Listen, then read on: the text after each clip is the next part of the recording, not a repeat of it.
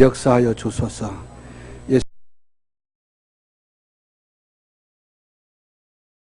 강찬석 집사님, 졸지 말고 저 잘 보세요. 집사님, 세상에서 어떤 여자가 제일 예쁩니까? 집사님 눈에는? 대답 잘해요. 안 그러면 올 저녁도 못 얻어먹어. 누가 제일 예뻐요? 김태희가 제일 예뻐요? 김태희가 제일 예뻐? 예? 이거 너무 이거 착 돌려가지고서는 마누라 되는 최순 집사가 제일 예쁘답니다. 그럼 우리 신재복 장로님한테 물어보면 아마 최순 집사 제일 예쁘다고 대답할런지 모르지. 신재복 장로님은 누가 제일 예뻐요? 속이 없는 이야기 하지 말고 있는 바를 이야기를 해야지.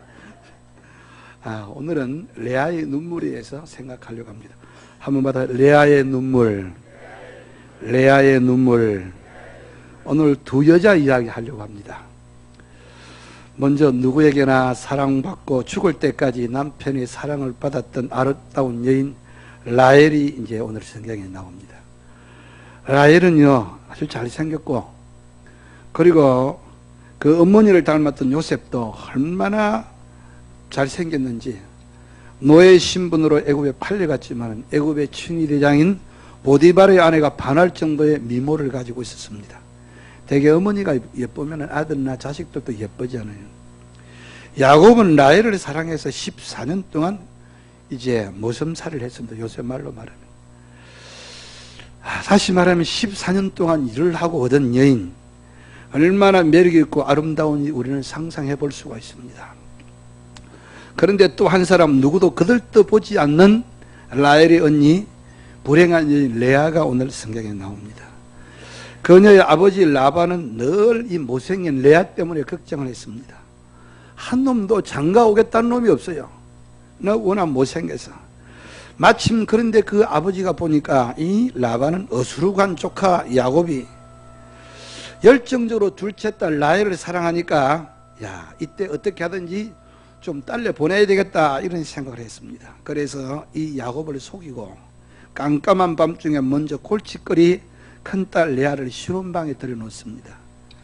그런데 다음날 아침에 야곱이 일어나 보니까 자기 옆에 누워있는 사람은 자기가 겉으로 기대했던 라헬이 아니라 처형 못생긴 레아가 자기 앞에 누워있습니다. 길이 듭니다. 이게 말도 안 된다고 그러면서 그때 한번 상상해 보십시오. 첫날 밤을 치른 신부인 레아가 어떻게 해야 좋겠어요? 이럴 때 얼마나 입장이 곤란했겠어요. 그녀는 아버지에게는 천덕꾸러기요, 남편이 된 야곱에게는 미운 오리새끼가 되었습니다. 레아는 누구에게도 사랑받지 못하는 여자입니다. 그런데 참 이상하지요. 역사는요, 하나님이 하시는 일은요 인간이 계획하는 그 이상의 일을 하시고 있어요. 마태복음 1장을 탁 펴면은요 예수님의 족보가 나오지 않습니까? 그런데 예수님의 이 족보에는요 잘생긴 라헬의 후손들은 하나도 없어요. 천덕꾸러기 못생긴 레아의 아들들이 그 명단에 참 나와 있습니다. 지금 이스라엘이라고 하는 그 이전 이름은 유태나라라 그렇게 말하죠. 이 유태나라는 조상이 유다라 그 말이죠. 유다는요 이 못생긴 레아가 네 번째 낳은 아들이 바로 유다입니다. 오래전에 하나님은 야곱의 할아버지 아브라함에게 약속을 했습니다. 천한 만민이 너로 인하여 복을 받을 것이다. 언젠가 네 자손 가운데서 온 세상을 구원할 메시아가 태어날 것이다. 이런 의미죠. 이 아브라함이 이삭을 낳고 이삭이 자기 아내 리브가와 결혼해서 쌍둥이를 가졌죠. 우리가 잘 아는 이야기죠. 하나님께서는 리브가에게 큰 자가 어린 자를 섬길 것이다 그렇게 말했는데, 큰 자는 먼저 태어난 에서고 뒤에 태어난 아들이 야곱이죠. 그런데 이 아버지 이삭은 하나님의 약속에도 불구하고 장자인 에서에게 마음을 두고 마음을 쏟았습니다. 일생 동안 에서를 편애했습니다. 그에 반해서 야곱은 아버지의 사랑을 받지 못하지만은 두 번째 태어난 아들이라고 어머니 리브가가 끔찍히 사랑했습니다. 결국 나이 많은 이 이삭은 집안의 가장이 될 아들에게 축복하기 위해서 준비를 다 합니다. 그래서 에서에게 음식을 준비하라고 하는데 음식을 준비하기 위해서 에서가 4년간 틈에 나이가 많은 아버지가 알아듣지 못하도록 귀도 어둡고 눈도 어둡고 감각이 어두우니까 야곱이 변장을 해가지고서는 에서가 받아야 할 축복을 몽땅 빼앗습니다. 나중에 에서가 이것을 알고 자기 동생인 야곱을 죽이려고 하니까 야곱이 외갓집 하란으로 도망가는 이야기, 이건 하도 기가 달독 들어서 다 우리가 다 알고 있지요. 외갓집에서 야곱은 구호 대상자와 다름없이 삽니다.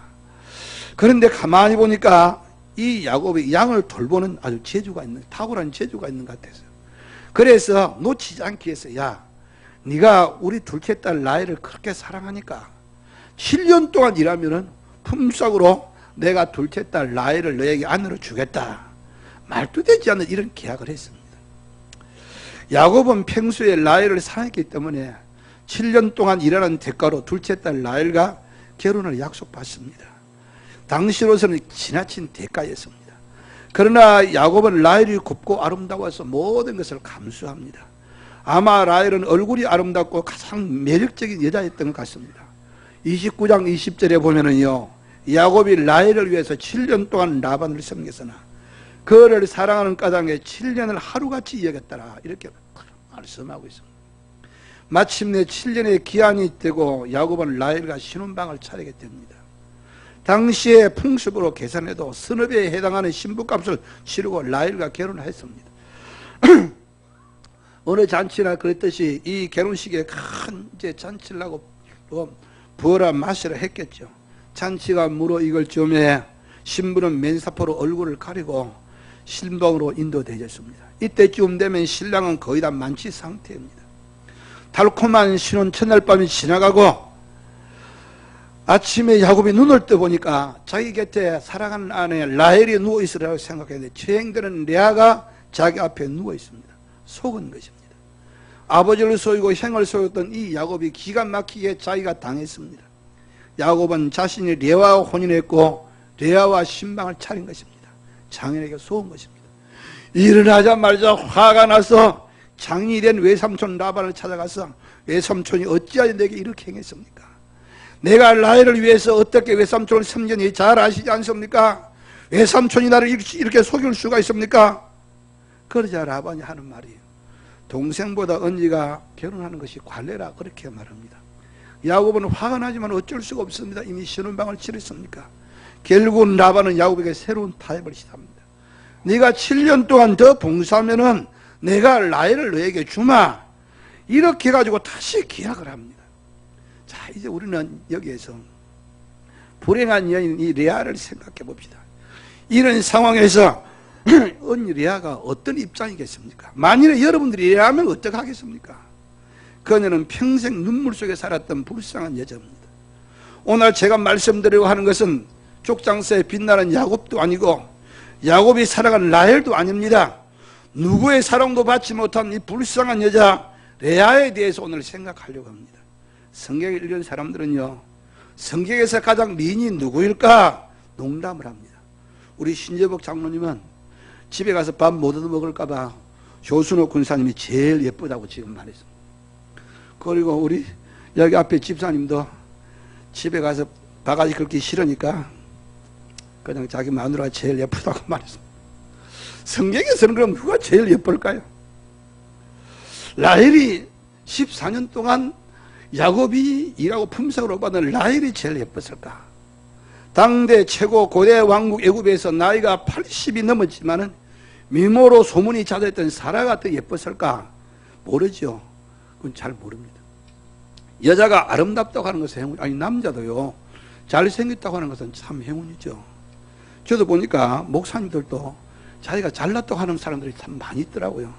나는 뭐 원래 못생겼으니까 제가 한 번도 잘생겼단 말을 들어본 적도 없고 그렇게 말한 적도 없고 생각해 본 적도 없습니다. 여자가 아름답다고 하는 것은 분명히 행운입니다. 그러나 아버지에게 골칫거리고 동생 덕분에 팔려가는 불행한 신부 레아를 한번 상상해 보십시오. 남편의 사랑도 받지 못하고 살아온 여인 이 레아에 대해서 생각해 본 적이 있습니까? 성경에는요 이 레아가 시력이 약하다 그랬습니다. 시력이 약하단 말이 무슨 뜻인지는 잘 모르는데 레아가 눈이 나쁘다는 뜻인지 혹은 사팔떡이 사시였는지 그건 잘 모릅니다. 그러나 추측할 수 있는 것은 무엇인지 모르지만 매력이 없었다는 것입니다. 굉장히 아름답고 매력적인 동생인 라헬의 그늘에 가려서 평생을 살았습니다. 라반은 레아와 결혼하고 찾아오는 청년들을 만나본 적이 없습니다. 그런데 큰딸 레아를 어떻게 처리할까 생각하다가 마침내 조카 야곱에게 덤태기를 씌운 것입니다. 아버지 라반에게 짐이었고 원하지 않았던 큰딸 레아는 역시 원하지 않던 야곱에게 아내로 주어졌습니다. 레아는 아무도 원하지 않았습니다. 첫날 신혼밤을 치르고 아침에 일어나서 남편들은 야곱이 펄펄 뜁니다. 레아의 가슴에는 큰 구멍이 생깁니다. 이 구멍이 일생 동안 터지질 않습니다. 그런데 성경에 보니까 그 다음 절 29장 31절에 보니까 여호와께서 한번 받아보세요. 여호와께서 레아가 사랑받지 못하는 것을 보시고 그의 태를 여셨다고 그랬습니다. 그래서 아이를 낳았어요. 첫 아이 이름을 르우벤이라 그랬습니다. 이 르우벤이라는 뜻이 무슨 뜻이냐면은 내가 이제 아들을 낳았으니까 내 남편이 이제는 마음을 내게 쏟을 것이다. 나를 무시하지 못할 것이다. 이런 뜻을 가지고 있어요. 그래서 마침내 내가 아들을 낳았으니까 이제 남편도 내게 마음을 쏟겠지 이렇게 생각했는데 여전히 현실은 그렇지 않았습니다. 여러분들 야곱은 전혀 레아에게 마음을 주지 않습니다. 그런데 레아가 두 번째 아이를 낳고 이름을 시몬이라 지었습니다. 마침내 이제야 남편이 내 말에 귀를 기울일 것이다. 세 번째 아이를 낳았습니다. 레위입니다. 이 레위는 연합한다. 내가 아들을 셋이나 낳았으니까 이제 남편도 큰소리 못하겠지. 내 남편이 지금부터는 나와 연합할 것이다. 이래서 이름을 레위라고 지었습니다. 그러나 레아에게 무슨 일이 일어납니까? 그 당시에 여자가요 아들을 낳는다고 하는 것은 자신의 존재감을 각인시킬 수가 있는 가장 좋은 방법이었습니다. 옛날에 우리나라도 그러지 않습니까? 여자가 가가지고 시집살을 하다가도 아들을 갖다 한 연달아서 둘 셋 낳아버리면요 큰 소리 치거든요. 그런데 이 야곱의 마음이 동생 라헬에게 전부가 있고 아들이나 셋이니까 낳았지만은 자기는 여전히 찬밥 신세가 되고 있습니다. 필사적인 노력에도 남편 야곱이 전혀 마음을 주지 않습니다. 지금까지 레아는 자기 마음과 자신의 모든 소망과 꿈을 자기 남편 야곱에게 두었습니다. 그녀는 아들을 낳을 때마다 이번에 아들을 낳으면 그러면서 남편의 사랑을 생각했습니다. 내가 아들을 낳았고 내 남편이 나를 사랑하게 되면 그때는 내 비참한 이 형편도 다시 회복될 수 있을 것이다. 이렇게 생각했습니다. 그러나 그렇게 되기는 고사하고 레아는 점점 더 나락으로 떨어집니다. 그것도 다른 사람이 아니라 자기의 친동생 라헬의 이 그늘에 가려져 가지고 정말 비참한 살고 있습니다. 레아는 아이를 가질 때마다 남편 야곱에게 소망을 두었습니다. 그러나 그에게 다가오는 것은 그가 꿈꾸는 세상이 아니라 다른 세상에 다가오는 것입니다. 마침내 레아가 네 번째 아이를 임신했을 때에 이 레아가 달라집니다. 이제 세상의 위로나 남편의 사랑을 포기합니다. 나는 남편의 사랑을 이제 기대하지 않는다. 그래서 그 아이 이름을 유다라고 짓습니다. 한번 받아보세요. 유다라는 뜻은요 내가 이제는 여호와를 찬송하겠다 그 말입니다. 한번 받아봅시다. 내가 이제는 여호와를 찬송하리로다. 레아는 마침내 자기 마음속에 인간적인 소망들을 다 포기합니다. 남편이고 자식이고 친정 아버지고 다 포기하고 이제 여호와 하나님께 마음을 두기로 그는 모든 것을 포기하고 하나님께 소망을 둡니다. 지금까지 친정 아버지 라반이나 남편 야곱은 레아의 생애를 도둑질하는 사람들이었습니다.